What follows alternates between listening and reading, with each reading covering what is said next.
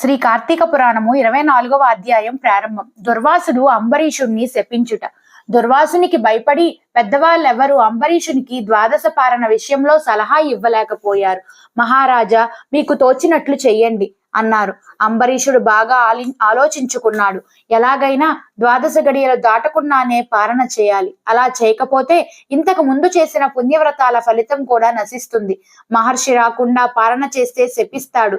ముని కోపానికి గురి అయినా పర్వాలేదు, కానీ శ్రీహరి కృపా కటాక్షాలను కోల్పోకూడదు అని నిర్ణయించుకొని అక్కడ పెద్దలకు తన నిర్ణయాన్ని చెప్పాడు. శ్రీహరికి నమస్కరించుకున్నాడు. మంచినీళ్లు తీసుకొని పారణ చేయాలని నిశ్చయించుకొని శ్రీహరిని ధ్యానించుకొని మంచినీళ్లు తీసుకున్నాడు.